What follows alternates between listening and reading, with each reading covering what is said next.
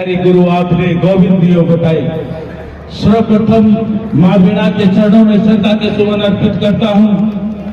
आज नहर के रामा मैरिज प्लेस में प्रांतीय शैक्षिक सम्मेलन में मुख्य अतिथि अभिमन्यु जी पूनिया अध्यक्षता कर रहे, गुरुदेव बेगराज जी खोत, विशिष्ट अतिथि महोदय राजेश जी चौधरी जो जयपुर से पायलट साहब के नजदीकी हमारे बीच आए हैं, सुचित्रा जी, आर्य विधायिका जी, पूर्व विधायिका जी, कमलेश जी, सोन जी ढेल, राम कुमार जी स्वामी, सम्मानित मंच, आदरणीय गुरुजनों, आप सबके पांव में धोकर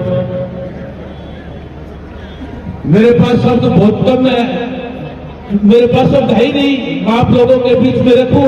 आप ही के सिखाए हुए शब्द आज आप लोगों के बीच में साझा करना चाहता हूं।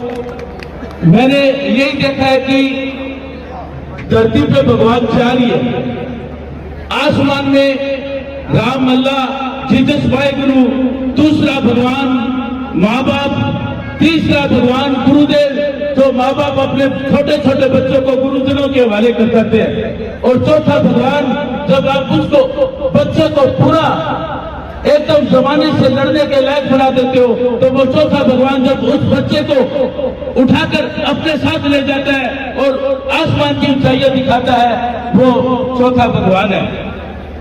मैं गुरुजनों आपसे यही कहना चाहता हूं, पूरे भारत को आगे बढ़ाने का जिम्मा सिर्फ आपके कंधों पे है। आप ही हो तो इस देश को आगे बढ़ा सकते हो, क्योंकि आप लोगों को आईएएस पढ़ाते हो, आप लोग ही आईपीएस पढ़ाते हो, आप ही सीए पढ़ाते हो, आप ही डॉक्टर पढ़ाते हो, आप ही इंजीनियर पढ़ाते हो, आप ही साइंटिस्ट पढ़ाते हो, आप ही वो लोग हो जो मां भारती की रक्षा करने वाले वीर सैनिक भी आप बनाते हो। तो मैं यही कहना चाहता हूं, ये सारा जिम्मा जो पूरे देश को आगे बढ़ाने का, भारत को नंबर 1 पर ले जाने का सारा का सारे जिम्मा आप शिक्षकों के मजबूत कंधों पे है। ज्यादा समय नहीं है, छोटी सी बात शेयर करूंगा। बेटी 12th पास कर ली, बोली कि मेरे को सीए करनी है। वो मैंने कहा कर ले। वो कोचिंग करने गई, तो कोचिंग करके आई तो मेरे को बोली कि मेरी तो सीए आसानी से हो जाएगी। मैंने कहा तेरी सीए आसानी से कैसे हो जाएगी?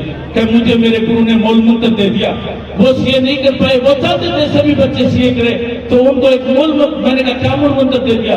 तो बेटी ने कहा कि मेरे सर ने बताया कि कोई किताबें पढ़नी है जो तुम पढ़ रहे हो, तुम्हें कोई भटकाने की कोशिश भी करे तो तुम्हें उस किताब को हाथ नहीं लगाना है। जो सब्जेक्ट तुम्हें पढ़ दिया है वही तुम्हें कंप्लीट करना है। तो भगवान की कृपा से छोटी सी कमाई हो गई, अच्छे नंबरों से वो सीए बढ़ गई। तो मैं यही कहना चाहता, मतलब छत सीढ़ी नहीं है, छत सीढ़ी नहीं है, लेकिन सीढ़ी के बिना छत पे नहीं जाया जा सकता। सीढ़ी को संस्कृत में अवतारिका कहा जाता है। टीचर अवतार का काम करता है, बच्चे को आगे बढ़ाने का भविष्य उसके हाथ में ही है, इसीलिए टीचर अवतार का काम करता है। इसीलिए मैं सभी टीचरों को तहे दिल से धन्यवाद देता हूं। और अब मैं एक बात मेरी भी बता दूं, भाई मैं 50 साल हूं, तो मेरी भी एक बात मैं थाना बीच में साझा करूं। 10th में मेरी 3rd डिवीजन ही, 12th में पूरी 2nd डिवीजन आई, 2nd डिवीजन आई, फिर मैं कॉलेज में चला गया।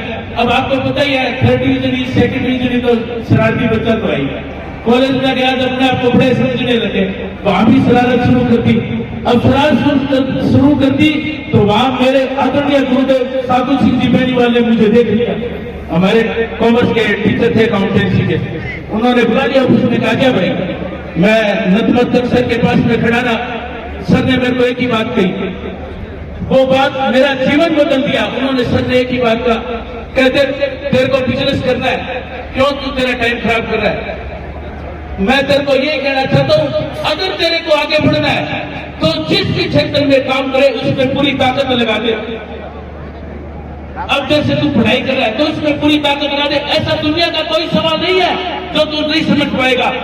हो सकता है किसी इंटेलिजेंट बच्चे के एक बार में समझ में आ जाए, दूसरे के 2 बार में समझ में आ जाए, नहीं तो तीसरी बार सवाल जरूर समझ में आएगा।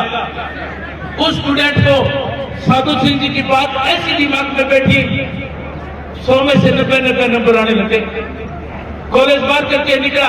मैं कहा गुरुदेव ये भाई आप में ये कैसे हुआ? कहते जीरो को हीरो को तो सभी हीरो बनाते हैं, मैं जीरो को हीरो बनाता हूँ। तो आज तो मैं उस गुरुदेव को आज शिक्षक सम्मेलन में आऊं और उस गुरुदेव को याद ना करूं, ये हो ही नहीं सकता, जिन्होंने मेरा सारा जीवन बदल दिया। और मैं बातें तो बहुत मेरी बीच में रखता, लेकिन समय का अभाव है, इसलिए मैं अपनी वाणी को विराम देता हूं और एक बार आप सबको तहे दिल से प्रणाम करता हूं। जय भीम, जय भारत।